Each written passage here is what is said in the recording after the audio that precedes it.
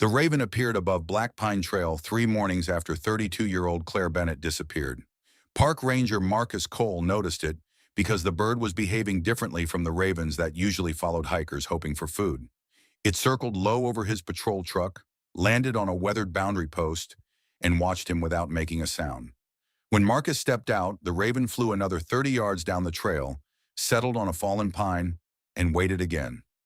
Marcus followed mostly because the storm the previous night had washed branches across the service road, and he needed to inspect the trail anyway. The bird repeated the strange pattern twice before finally landing on the wooden railing of an abandoned overlook above Eagle Creek. Marcus stopped several feet away. The raven tilted its glossy black head, opened its beak, and dropped something onto the wet boards between them. The object bounced once, rolled toward Marcus's boot, and stopped against the sole. It was a gold wedding ring. Mud filled the tiny grooves along the band, and one side was scratched as though it had been dragged across stone. Marcus picked it up with a gloved hand and turned it toward the morning light. An engraving ran along the inside. He needed only 3 words to recognize it. "Always find me." Claire Bennett's husband, Daniel, had shown Marcus an enlarged photograph of that exact engraving during the first night of the search. Claire had vanished while hiking alone in Black Pine National Forest, and Daniel insisted she never removed her wedding ring. Marcus stared at the raven. The bird stared back. Then it flew across the ravine toward a section of forest search teams had already declared empty. Before we begin, please subscribe to the channel, leave a like, and write in the comments. Would you follow a raven if it dropped an object belonging to a missing person right at your feet? Marcus Cole had been a park ranger for 17 years. At 46, he was a tall black man with a close-cropped beard, calm, dark eyes, and a habit of noticing small inconsistencies that other people dismissed as background noise. He had found lost hikers by recognizing broken spiderwebs, discovered illegal hunters because ravens gathered repeatedly near buried carcasses, and once located an injured climber after noticing fresh dirt on a trail everyone believed had been untouched for weeks. He respected wildlife too much to turn animals into supernatural detectives. Ravens collected shiny objects, explored unusual places, remembered food sources, and investigated disturbances. The ring did not mean the bird understood Claire was missing, but it meant the ring had been somewhere accessible to a raven. That alone mattered. Claire Bennett had entered Black Pine National Forest on Saturday morning. A security camera at the visitor center recorded her at 8:17, wearing a dark green hiking jacket, black leggings, gray boots, and a small blue backpack. She told the volunteer at the desk she planned to hike the Eagle Creek Loop and photograph the old fire lookout before returning by late afternoon. Claire was not an inexperienced tourist. She grew up nearby, worked as an environmental consultant, and knew the trails better than many seasonal employees. At 4:30, Daniel called her because she had not returned. At 6 o'clock, he drove to the trailhead and found her SUV still parked there. Search teams began before sunset. They located footprints believed to be Claire's along Eagle Creek Loop, but the trail became confused near a popular waterfall. Her phone last connected to a cell tower at 11:42 a.m. Then nothing. A helicopter searched the ravines. Dogs tracked her scent toward the old fire lookout before abruptly losing it near a service road closed to public traffic. Deputy Sheriff Calvin Ross suggested Claire might have deliberately left the trail with someone she knew. Daniel rejected the idea immediately. Ross reminded him that spouses often knew less than they believed.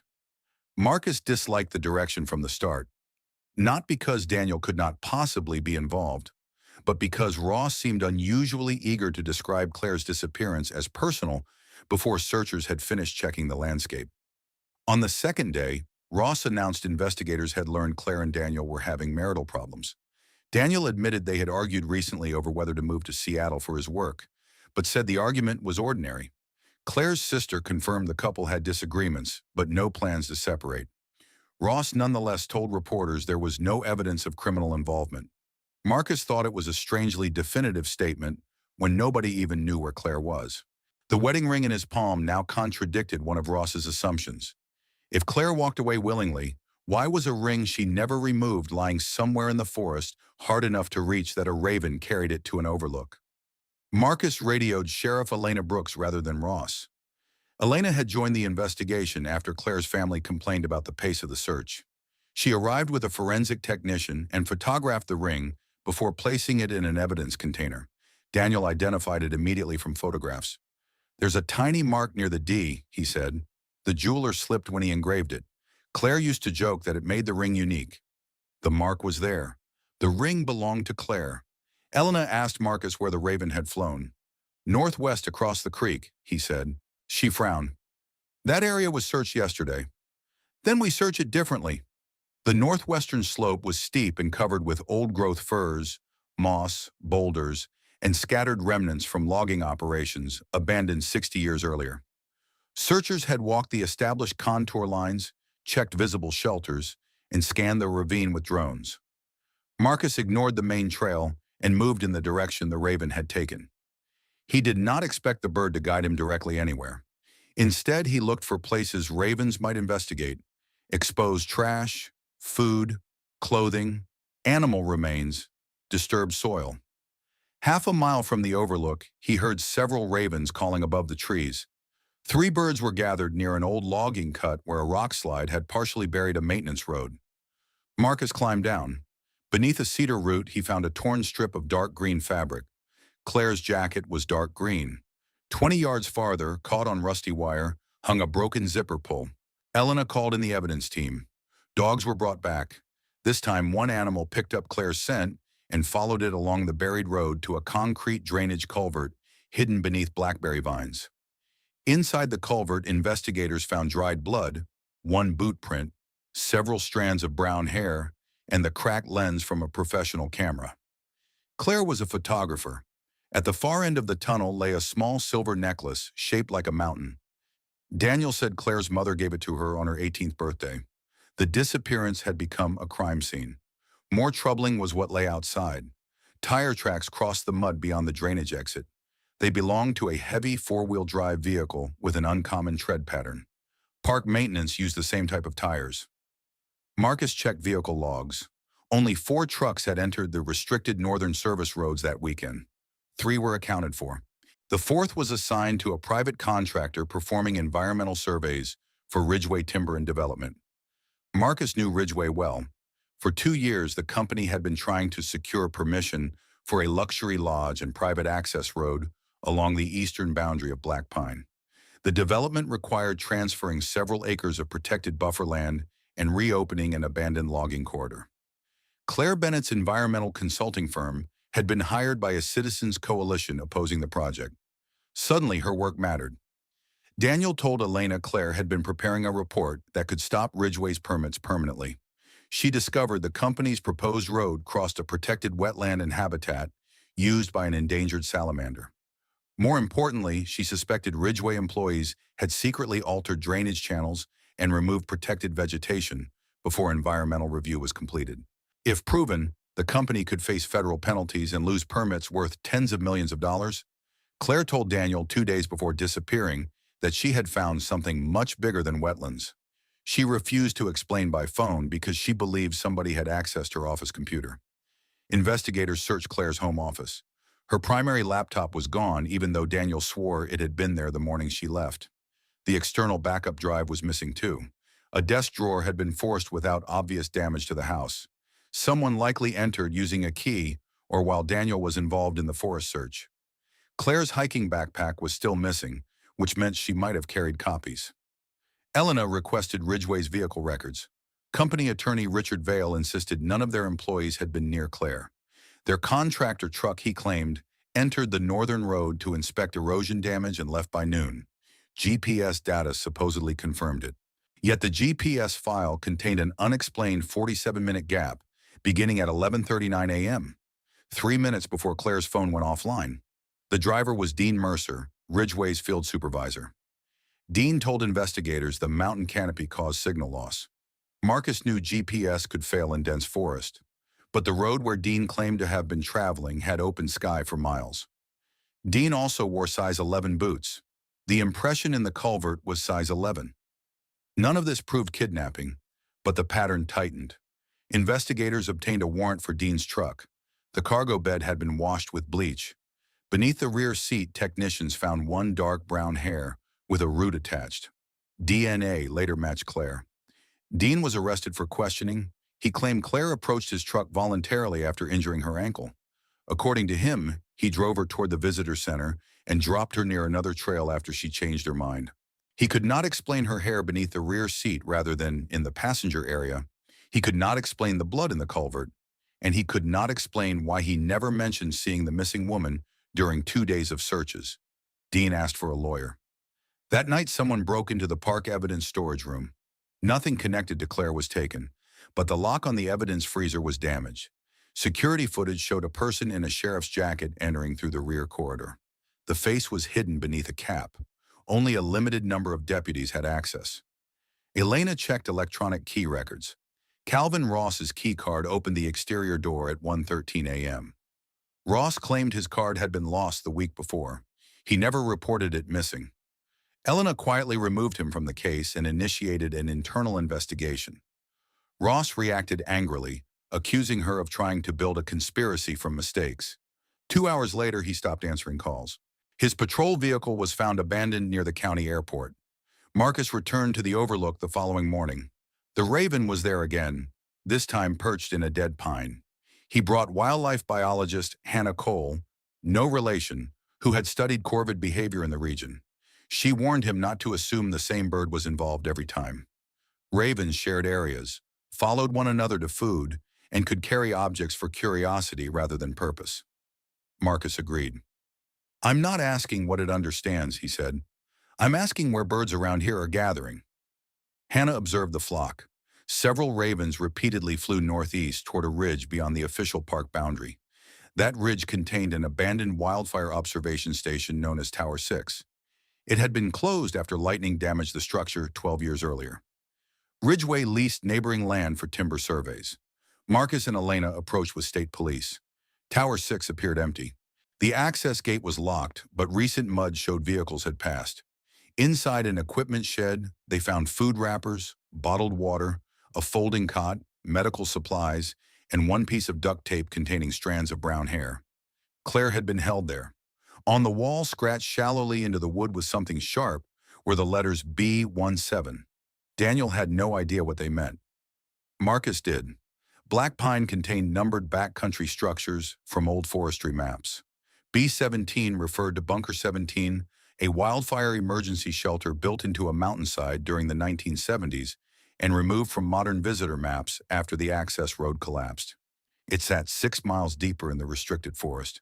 The road was impassable by ordinary vehicles, but accessible by ATVs. State police mobilized immediately.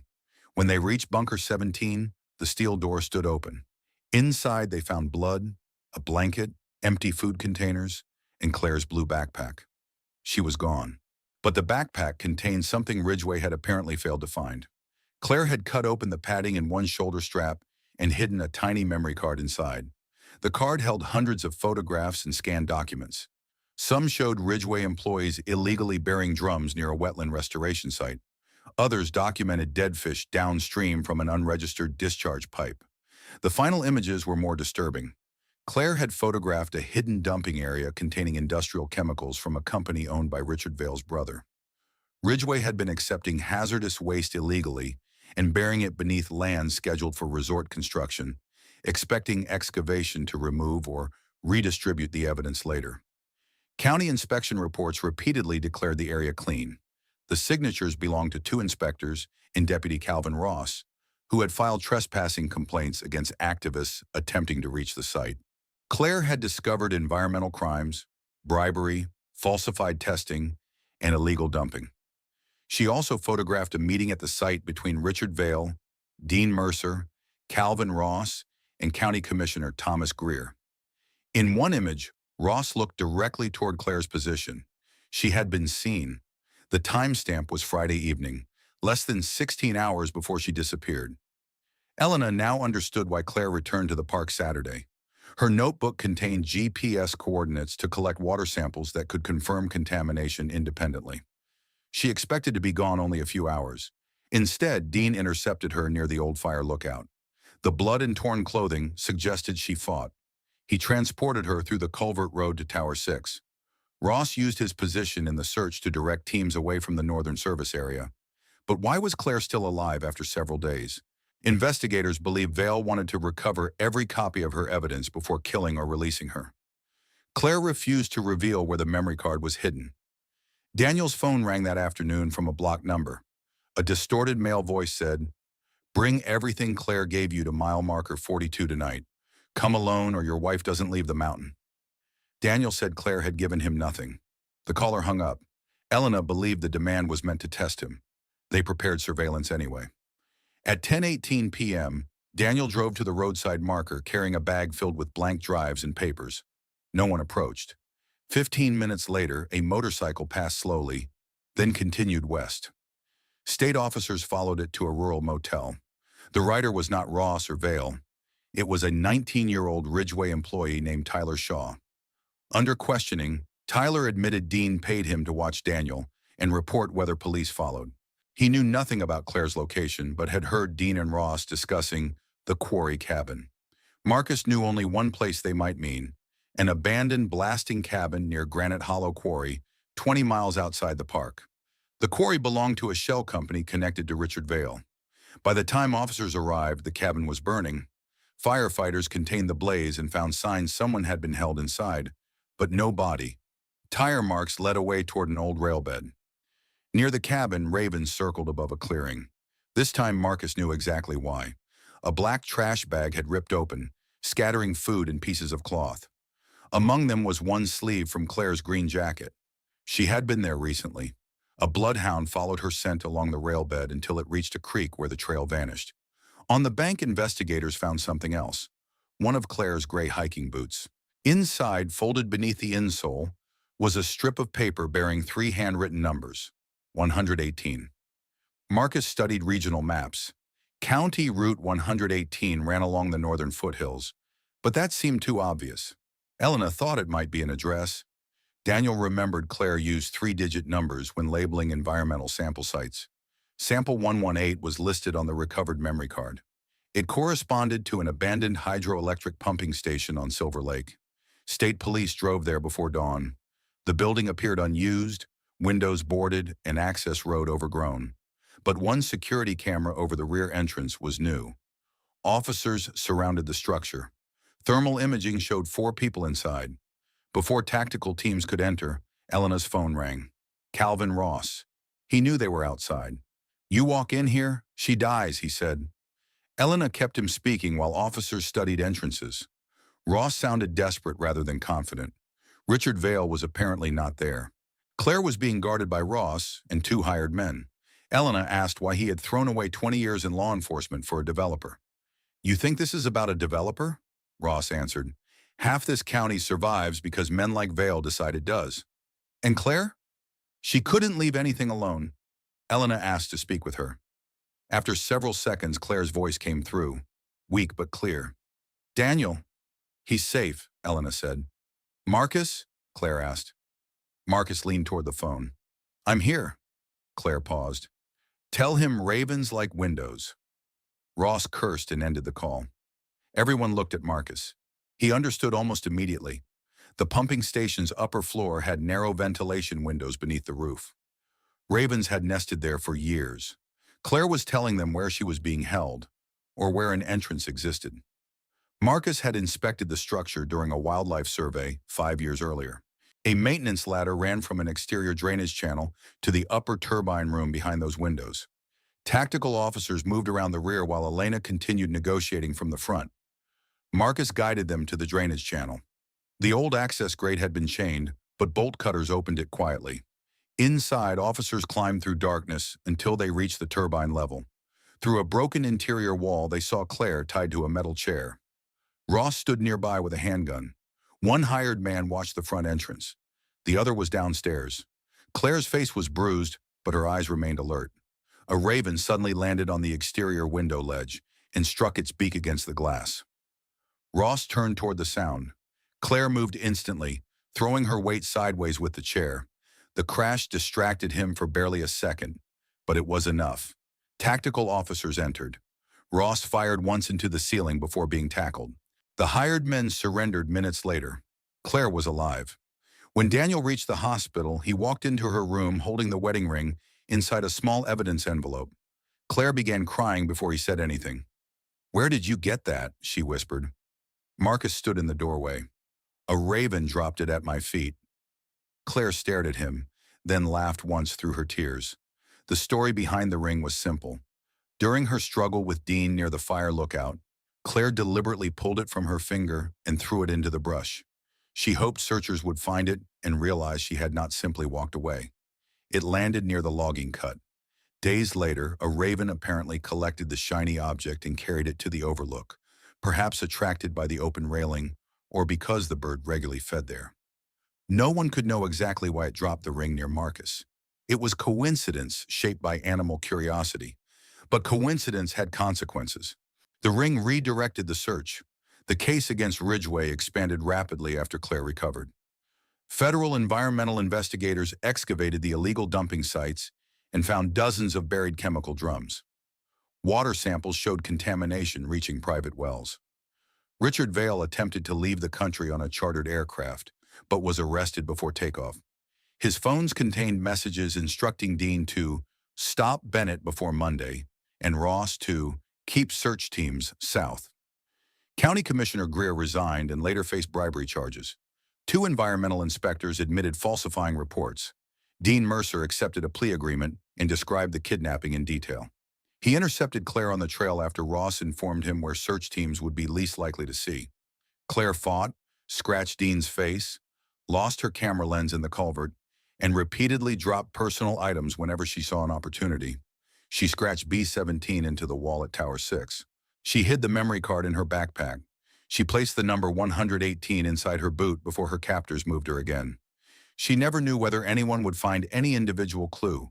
She left all of them because she needed only one to work. Ross's trial drew national attention because prosecutors showed how he abused official authority to sabotage the very search he publicly claimed to lead. He redirected volunteers away from restricted roads, delayed warrants, and tried entering the evidence room after learning investigators recovered material from the culvert. Richard Vail's lawyers claimed he wanted Claire intimidated, not kidnapped. Recorded calls proved otherwise. Both men received lengthy prison sentences. Ridgway collapsed under criminal penalties, lawsuits, and cleanup costs. The proposed luxury development was permanently canceled. Hundreds of acres along Black Pine's eastern boundary were eventually purchased for conservation, including the wetland Claire had fought to protect. Claire spent months recovering physically. Her ribs had been fractured during the initial attack, and dehydration damaged one kidney temporarily. The psychological injuries lasted longer. Locked doors frightened her. Pickup trucks slowing nearby made her heart race. She could not hike alone for more than a year. Daniel never pressured her. Sometimes they drove to the visitor center and sat in the parking lot without leaving the car. Eventually, she walked half a mile with Marcus and returned. Then 2 miles, then the whole Eagle Creek Loop. On the first anniversary of her rescue, she returned to the overlook where the raven dropped her ring. Daniel had the band repaired but deliberately left the scratches visible. "Those belong to it now," Claire said. She wore it every day. Marcus saw ravens there frequently. One bold bird sometimes landed on the same railing and watched hikers unpack lunches. Claire asked whether he thought it was the same raven. Marcus said there was no reliable way to know. "I prefer not knowing," she replied. "Makes the story better." Wildlife biologist Hannah later explained the likely sequence to reporters. Ravens were intelligent, curious animals known to investigate unfamiliar objects and sometimes carry small items. The bird almost certainly had no understanding of marriage, kidnapping, or the engraving inside the ring. It saw a small reflective object somewhere near the search area, picked it up, transported it, and dropped it near Marcus. The importance came from what Marcus recognized. Claire agreed completely. She disliked headlines claiming, "A raven solved the case." "The raven didn't solve anything," she said during one interview. "It did something ravens do. Marcus did something good investigators do. He paid attention." The recovered environmental documents eventually became part of a much larger federal case involving illegal, hazardous waste disposal across 3 counties.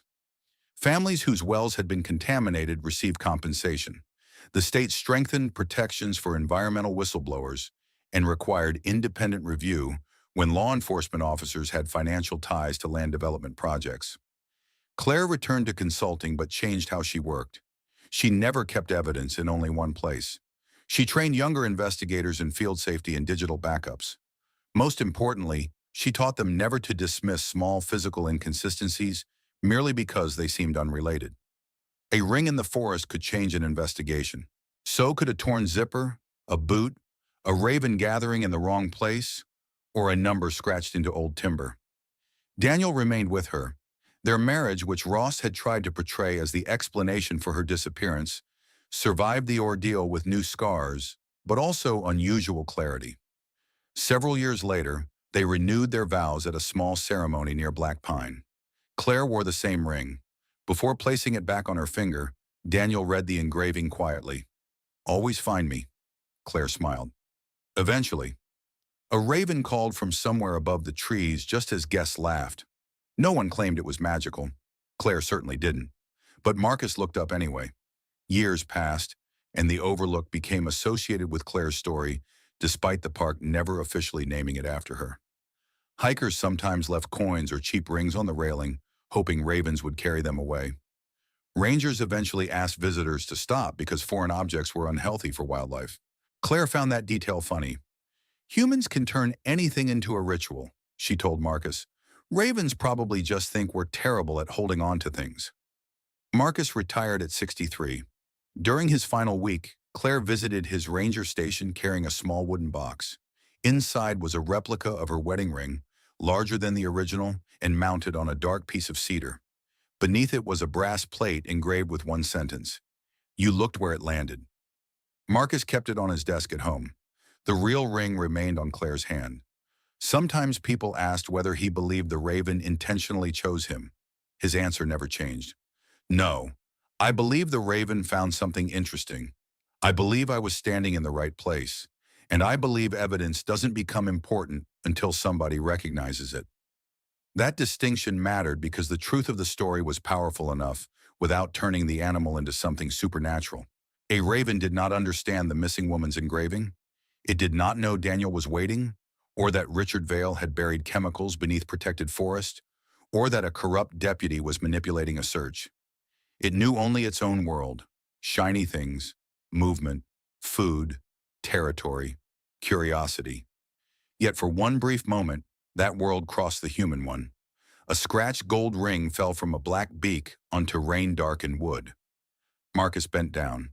He read 3 familiar words, and an investigation that had been drifting toward the wrong explanation suddenly turned back toward the woman who was still alive, still fighting, and still leaving signs for someone willing to notice them.